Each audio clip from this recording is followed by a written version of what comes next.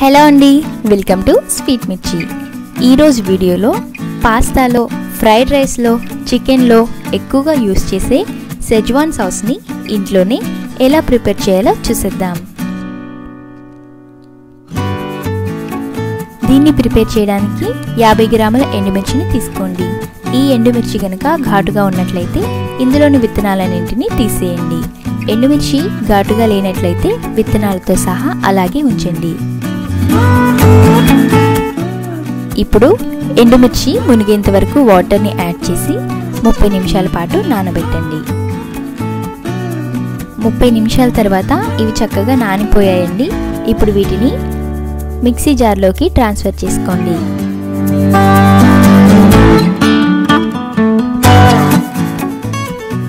ఎండుమిర్చితో పాటుగా ఇదే వాటర్ని కొద్దిగా యాడ్ చేసి మెత్తగా పేస్ట్ లాగా ప్రిపేర్ చేయండి.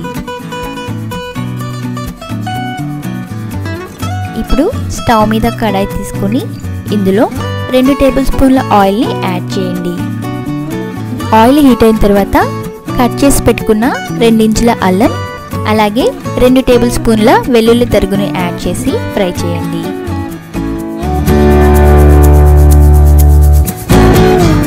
ఇవి ఫ్రై అయిన తర్వాత గ్రైండ్ చేసి పెట్టుకున్న ఎండుమిర్చి పేస్ట్ని ఇందులోకి యాడ్ చేసి మొత్తాన్ని బాగా మిక్స్ చేయండి.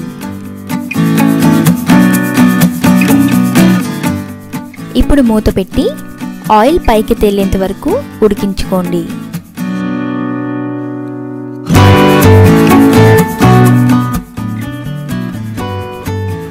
ఆయిల్ ఇలా పైకి తేలేంత వరకు ఉడికించుకున్న తర్వాత ఇందులో 1 కప్పు వాటర్ని యాడ్ చేసి మిక్స్ చేయండి.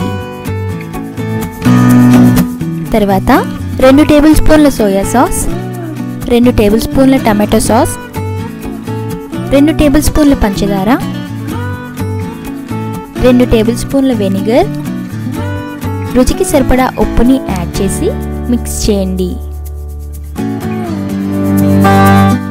తర్వాత మూత పెట్టి దగ్గర పడేంత వరకు ఉడికించుకోండి.